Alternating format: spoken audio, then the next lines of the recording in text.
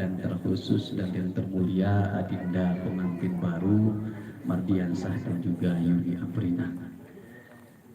Jamaah sekalian berbahagia, alhamdulillah pada kesempatan ini kita bisa hadir di kesempatan ini menyaksikan bahwa keduanya sudah sah menjadi sepasang suami dan istri.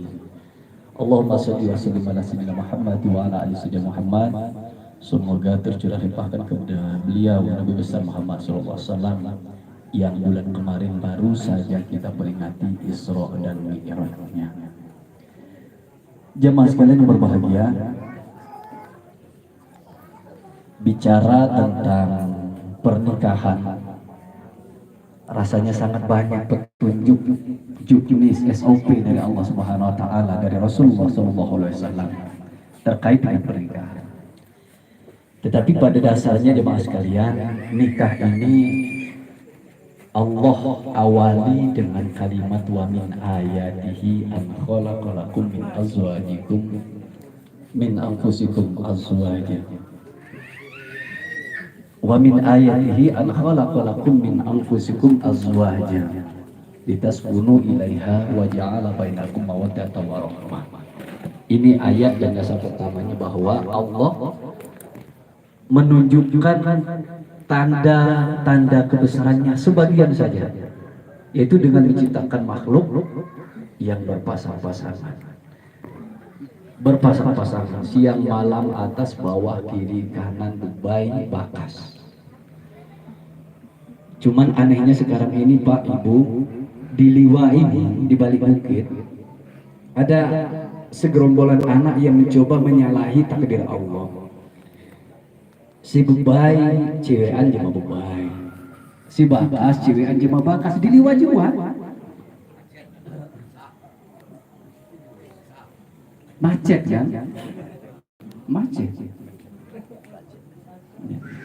Selanjutnya jemaah sekalian berbahagia, Allah Subhanahu wa taala lanjutkan lagi keterangannya tentang pernikahan dengan Allah menurunkan ayat fankihu ma thaba lakum minan nisa'i masna wa sulasa wa ruba'. Nikahlah kalian dengan pasangan kalian berupa perempuan 2, 3 atau 4. Jika kalian takut tidak adil, 1 saja. Kalimat mudahnya begini, kita balik ayat ini menjadi wahai manusia, wahai umat Islam, nikahlah kalian dengan perempuan atau laki, perempuan 1 saja. 1 saja. Kalau kalian mampu secara finansial, harta bendanya mampu, dan juga mampu memberikan nafkah zahir dan batin, silahkan menikahlah dengan 2 atau 3 atau 4 dengan syaratnya adil. Kalau kita belajar tafsir, keterangannya seperti itu. Tapi kalau kita baca ayatnya begitu saja tanpa memahami tafsirnya, khawatirnya karena ayat ini seadanya, nikahlah kalian kepada perempuan, fankihu ma thaba lakum minan nisa'i masna, nikahlah kalian kepada perempuan 2 dan 3. 2 dan 3 berarti 5 dan 4 berarti 9. Ini kalau nggak belajar tafsirnya. Ternyata di ujung ada fawahidan 40. Makanya saya jelaskan lagi, nikah itu nikahlah dengan 1 atau 2 atau 3 atau 4. Kalau adil dan mampu. Gampang-gampangannya kita memahami ayat itu. Ya. Nah beda. Kalau yang membaca Al-Quran itu hanya melihat tafsirnya, melihat ayatnya saja, akan seperti itu pemahaman. Tapi kalau ayat ini dihadapkan kepada ibu-ibu, mereka paling gak suka dengan ayat ini. Nikahlah kalian pada perempuan 2 atau 3 atau 4. Bebaji paling mak geging di mayat sini. Kina-kina bakas tak pahalu baca. Ya kan? Ki bakas uya. Mulanya ayat ini juga dan terpotong-potong. Fankihu ma thaba lakum minan nisa masna wa sulasa 3 wa ruba'. Wa in khiftum kita mengabai tahma adil saya gawo. Tuyun kaya saya. Buyun anak bakam saya senolah, mak buyun lagi senolah juga. Ki buyun lagi, mak buyun tidak ada. Rumah bengkel. Ya. Ini ayat terkait dengan nikah. Selanjutnya Allah jelaskan lagi, wa ashiruhunna bil ma'ruf, pergaulilah istri kalian itu dengan baik. Mempergauli istri dengan baik itu caranya bagaimana? Tahu dan pahamilah hak dan kewajiban suami istri. Dan yang terpenting jangan lupa niat menikah itu. Ya, matikan ya. Niat menikah itu yang paling penting. Ya, niatnya apa? Niatnya mawaddah warahmah, agar di antara suami istri ini terjadi kasih sayang antara satu dengan yang lain, saling mengasihi, saling menyayangi, saling memberi, saling menyayangi. Konsekuensinya apa? Karena suami dan istri itu adalah satu. Lepas tidak rasa kos bakas, kedua juga tidak rasa kos baik. Api tidak rasa kos baik, kedua juga tidak rasa kos bakas. Ya kan? Keuleh misalkan dengan tantangan tentang ekonomi atau keadaan atau cuaca atau suasana atau sebagainya, itu memang gambaran kehidupan, selingan kehidupan. Jadi Bapak Ibu sekalian, saat Nabi Muhammad Isra Mi'raj di langit kedua, beliau berjumpa dengan Nabi Isa alaihissalam. Bertemu dengan Nabi Isa. Saat bertemu dengan Nabi Isa, ngobrol. Sambil ngobrol, tahu-tahu datang seorang laki-laki sudah tua, kecil, hitam. Maaf nggak nyinggung, Pak. Cuma begitulah yang ada di dalam kitab Mawahib al-Laduniyah karangan dari Syekh Al-Imam Al-Qastolani. Datang seorang laki-laki yang sudah agak tua, kurus, lemah. Ditanya oleh Nabi Isa, wahai fulan, kenapa kamu sebegitu sedihnya, sebegitu galaunya? Kata si laki-laki tadi, wahai Nabi Isa, saya ini sudah menikah dengan istri saya. Kami sudah sehidup semati, pokoknya dari awal sampai kami sudah sehidup semati. Saya sangat mencintai istri saya sangat mencintai saya. Kami ibadah bersama, bekerja bersama, mendidik anak bareng-bareng. Semua kehidupan kami dasarkan dengan agama yang dituntunkan olehmu, wahai Nabi Isa. Tetapi saya belum siap untuk ditinggalkan oleh istri. Ternyata istri itu sudah dipanggil oleh Allah dan sekarang sudah menikah, itu kuburannya. Terus maksudmu bagaimana, kata Nabi Isa? Kata laki-laki tadi, ya Nabi Isa, engkau kan oleh Allah diberi mukjizat bisa menghidupkan orang yang mati. Betul. Terus bagaimana? Tolong hidupkan kembali istri saya. Maka Nabi Isa menunjuk kuburan tadi, ditunjuk kuburannya dengan ngomong, ya ahlal kubur kum biiznillah. Wahai ahli kubur, kata Nabi Isa, bangunlah kamu dengan izin Allah Subhanahu wa ta'ala. Maka kuburannya terbelah, keluar. Ya keluar ternyata laki-laki besar dan menakutkan. Laki-laki tadi ngomong, Nabi Isa itu bukan istri saya, itu laki-laki. Istri saya itu perempuan. Masa saya laki-laki punya istri laki-laki? Itu sebagaimana kuburannya salah Nabi Isa itu ternyata. Jadi kayak ada Tuhan, emak menjelas lagi pengliaan di sini, namun sama musuh. Ya.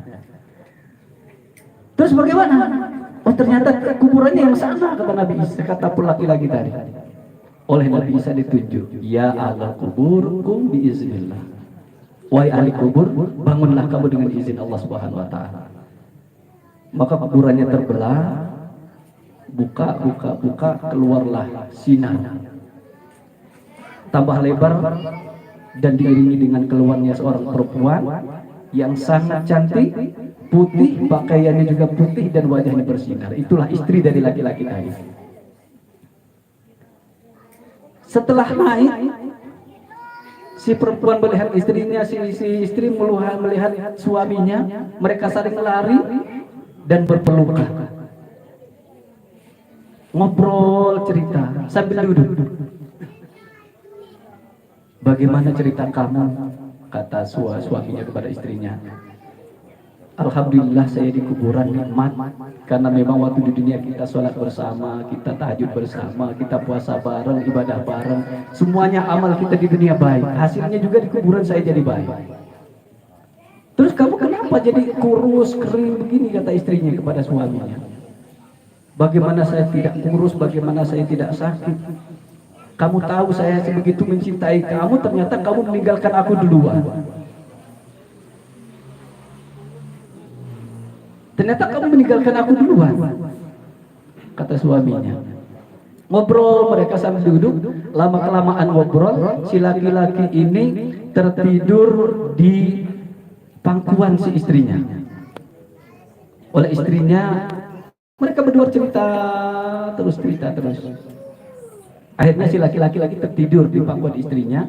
Oleh si perempuan, kepalanya diusap-usap seperti momong anak kecil, karena memang sudah lama tidak ketemu dengan suaminya.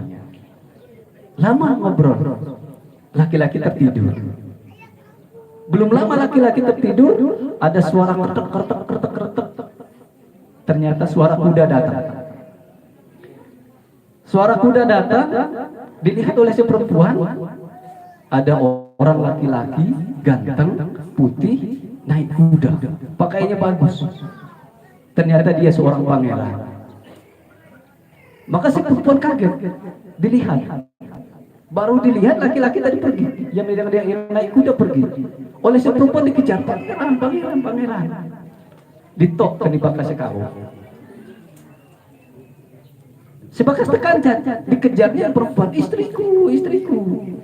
Yang perempuan tadi, pangeran. Sebubaila si bakas lagi ditabani, maning liak bakas si katong jak si kop lijak kajong ni, langsung piluk di bedak milah bakas si jak si kop ni. Pelajarannya apa? Jadi adinda Mardiansa, dalam kehidupan berumah tangga akan sering terjadi seperti itu. Ketika seorang laki-laki melihat ternyata ada perempuan yang lebih cantik dari istrinya, atau istri melihat ternyata ada laki-laki lebih ganteng dari suaminya, itu akan lumrah ada dan memang sudah pernah terjadi sejak zaman dulu.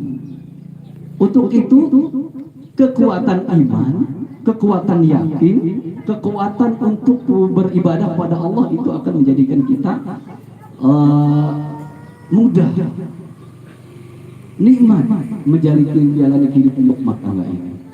Maka niat tadi betul-betul harus ditanamkan untuk menjalankan perintah Allah dan juga melaksanakan sunnah Rasulullah SAW.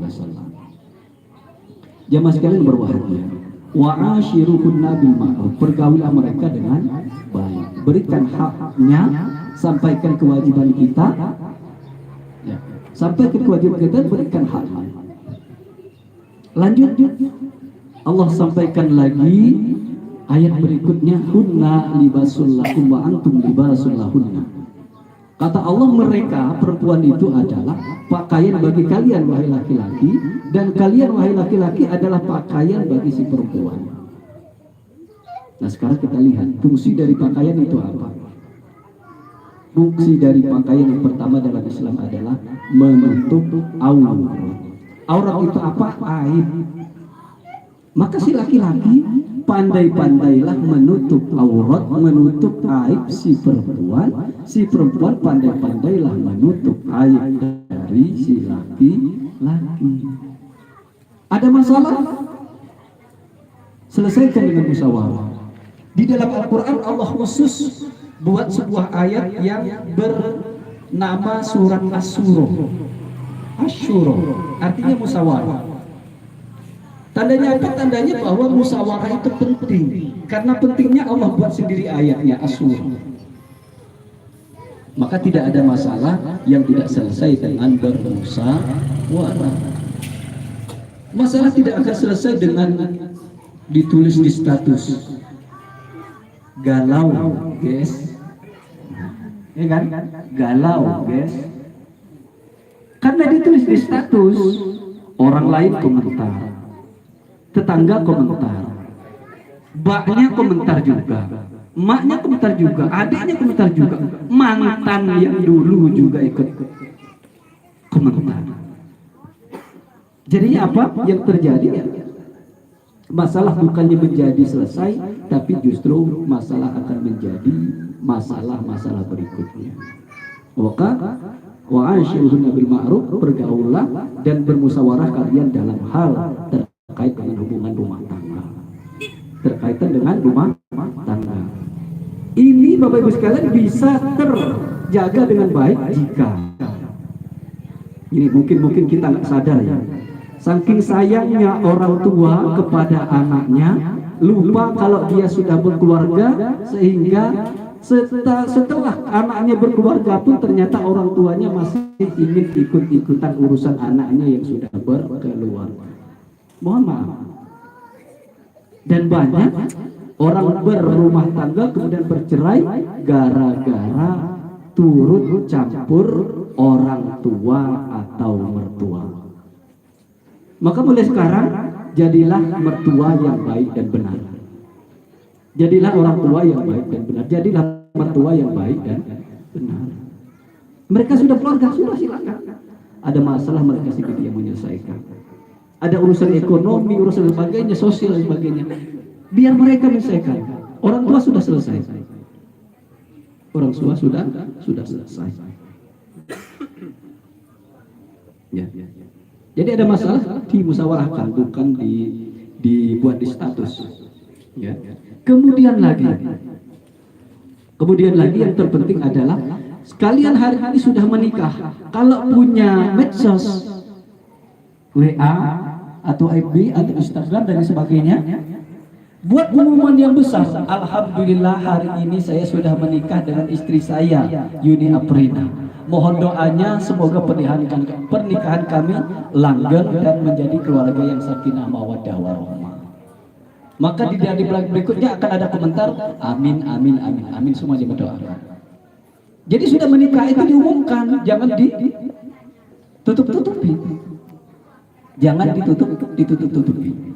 Semoga selain doa dari orang lain, kita juga pemberitahuan kepada orang bahwa laki-laki sudah menikah bukan lain lagi, yang perempuan sudah menikah lain hak muli lagi. Jadi bikin lagi hak ngechat, bikin lagi hak melihat status. Itu maksudnya. Ya. Wa ashiruhunna bil ma'ruf. Kemudian lagi hunna libasul lakum wa antum libasul lahun. Mereka tadi adalah pakaian bagi laki-laki dan laki-laki pakaian dari perempuan. Saling menutupi kekurangan dan kelemahan, aib dari masing-masing. Kemudian yang terpenting adalah nisa'ukum harsul lakum fa'tu harsakum anna syi'tum.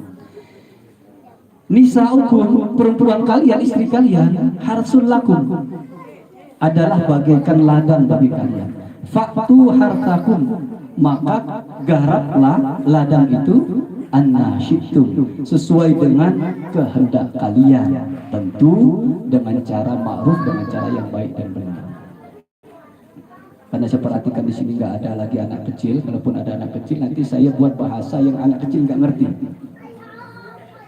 Saya bahas terkait dengan lebih dalam lagi. Faktu harsakum anna syi'tum. Ya, datangilah ladang kalian sesuai dengan yang kalian inginkan.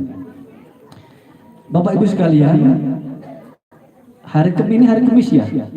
Biasanya di WA akan ada status, akan ada chat dari orang atau berupa stiker dari orang, grup tutup lebih awal karena malam Jumat. Ada. Siapa saya soal Jumat berapa? Ya. Atau juga ada lagi chat sunnah rasul. Ada lagi kan? Banyak. Bapak Ibu sekalian berbahagia karena keindahan dan kelengkapan dari agama Islam yang diturunkan Allah Subhanahu wa taala, maka seluruh aspek kehidupan bagi manusia ini sudah diatur. Termasuk yang satu ini. termasuk yang satu ini. Memang dan iya betul adanya banyak hadis yang menerangkan bahwa sunnah bagi seorang laki-laki dan perempuan suami istri untuk beribadah pada malam Jumat. Iya. Terkait dengan ini, dalam tradisi pesantren di situ ada kitab Uqudul Lijai, ada juga kitab Qurratul Uyun, ada juga kitab namanya Fathul Izan. Tiga kitab ini digunakan oleh banyak kalangan santri untuk membina keluarga sakinah mawaddah warahmah. Terkait dengan ini, di dalam kitab Fathul Izan diterangkan bahwa sunnah dan memang ada hadisnya ibadah pada malam Jumat. Dengan harapan apa? Dengan harapan agar anaknya mudah menjadi dan menghafalkan ayat-ayat Al-Quran dan hadis-hadis Rasulullah SAW. Malam Jumat. Kalau malam Jumat, semoga anaknya mudah hafal Quran. Kalau malam Sabtu, hati-hati. Malam Sabtu dikhawatirkan anaknya jadi nakal. Malam Minggu khawatir anaknya jadi pencuri. Jadi milih-milih lagi maksudnya. Ke malam Senin anaknya jadi cerdas, mudah mempelajari ilmu pengetahuan. Malam Rabu anaknya menjadi anak yang menerima, gampang menerima. Alhamdulillah saya dapat ini, alhamdulillah saya ini. Anaknya tidak ambisius. Kalau malam Kamis anaknya menjadi anak yang baik dan berbakti kepada kedua orang tuanya. Tinggal pilih mau malam Jumat, Sabtu, Minggu, dan Senin, Selasa, Rabu, Kamis, silakan. Ini kalau menurut kitab Fathul Izan. Kini bukan kondisi Jawa, kini bukan gua aja mahu, Ustaz. Mahu ibi mahu. Debi ini mahu juga, pagi mahu muneh.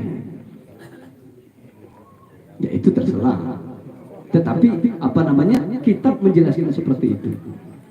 Ternyata semuanya ada aturannya. Bahkan lagi jemaah sekalian, dimakruhkan pada malam hari raya Idul Fitri, Idul Adha. Karena anaknya dikhawatirkan cacat. Dikhawatirkan cacat. Cacat itu bisa cacat fisik, bisa cacat mental. Kalau fisik mungkin bisa diobati, tapi kalau cacat mental itu yang na'udzubillah summa na'udzubillah. Malam hari raya. Malam hari raya. Kemudian kalau ibadahnya pada tempat yang gelap, jangan. Khawatir anaknya jadi dukun. Khawatir anaknya jadi dukun. Kalau di tempat yang terang, anaknya semoga jadi anak yang cantik atau ganteng. Anaknya jadi cantik atau ganteng. Dan jangan pula di bawah pohon yang pohon itu punya buah dan buahnya tidak bisa dimakan. Khawatir apa? Khawatirnya anak tersebut matinya akan mati karena besi. Mati karena besi. Apa itu kena bacok, atau itu tertimpa besi, atau itu yang lain ini jelas berhubungan dengan besi. Jadi wetak to nih Pak Gue Warno ya. Buat atokan Pak Gue Warno. Ya. Bapak Ibu sekalian berbahagia, itu terkait dengan ibadah malam Jumat. Ini hari Kamis. Nah ya pas nih di kanan. Bapak Ibu sekalian berbahagia, rahimakumullah. Selanjutnya bahwa pernikahan sakinah mawaddah warahmah, iya. Walaupun ini sudah ditunjukkan oleh agama kita, tetapi jika di dalam hati kita memang ingin untuk mencapai itu, semoga tercapai. Tapi kalau tidak ada niatan untuk ke sana, ya juga tidak akan tercapai. Jadi niatnya, niat yang benar, pahami hak dan kewajiban masing-masing, kemudian yang orang tua juga dipahami masing-masing. Yang terakhir untuk kita yang datang, jak sugihan baru atau jak pekong atau lingkungan yang rewang. Kita datang mengantar pengantin ibadah, menyaksikan pesta pernikahan juga nilainya ibadah. Jangan hilangkan nilai ibadah yang sudah kita dapat dengan diganti dengan dosa. Maksudnya apa? Misal ya, tengusung jauh enggak rumah mau kelihatan. Pas tenguloh aja ija mungkin mak sesuai dengan harapan sampai dalam pamu tidak hilang itu pahala itu hilang semua udah hilang. Atau waktu ningino mak ningino atau sampai mesti ditagu mak ditagu sampai dalam meneribu orang mak jelas menghilangkan pahala. Satu. Yang kedua yang undangan. Yang undangan ini saya perhatikan kebanyakan ya. Kita yang undangan. Misalkan ngablok sekian. Kemudian ternyata konsumsi yang kita makan mungkin pas dengan selera. Amplopnya dirubah jadi banyak. Ternyata nggak suka dengan selera, amplopnya dirubah jadi dikit. Itu pun mengurangi pahala. Ini untuk kita ini. Untuk kita. Terus untuk yang rewang. Yang rewang kan biasanya dari pagi sampai sore. Kak mulang jak rewang biasa nih ngusung gulai. Biasa nih ngusung gulai. Umpama mak ngusung atau ngusung kinama sesuai dengan harapan dan ngeribu orang. Alhamdulillah adu nulung, alhamdulillah adu ngisiji, adu ngesunyo. Alhamdulillah adu jadi pahala. Begitu mulang dan berubah jadi dosa dan ngeluh dan ngubang dan ngapilani ngurangi pahala saya dua. Ikhlaskan dengan Allah maka Allah akan menggantinya. Dan kemudian terakhir untuk kedua mempelai bahwa segala sesuatu yang dilakukan ketika sudah sah menikah menjadi nilai ibadah. Si laki-laki memandang si perempuan dengan senyum, si perempuan menyambut laki-laki dengan senyum. Maka di saat yang sama malaikat pun ikut tersenyum dan mendoakan semoga keduanya mendapatkan ridho dari Allah Subhanahu wa Ta'ala. Bapak Ibu jemaah sekalian berbahagia, demikian yang saya sampaikan pada kesempatan ini. Semoga ada manfaatnya bagi kita dan juga khusus untuk kedua pengantin kita doakan juga menjadi keluarga yang sakinah, madah, warahmah dan segera mendapatkan keturunan yang soleh dan sholihah. Demikian, mohon maaf bila ada hal yang kurang berkenan dan kalaupun ada kata-kata yang kurang pas atau menyinggung, tidak untuk menyinggung, tidak untuk niat yang tidak baik, tetapi niatnya adalah bagaimana kita mendoakan kedua mempelai untuk menjadi keluarga yang sakinah mawaddah warahmah. Sekian, assalamualaikum warahmatullahi wabarakatuh. Waalaikumsalam warahmatullahi wabarakatuh. Doa juga. A'udzubillahi minasyaitonir rajim. Bismillahirrahmanirrahim.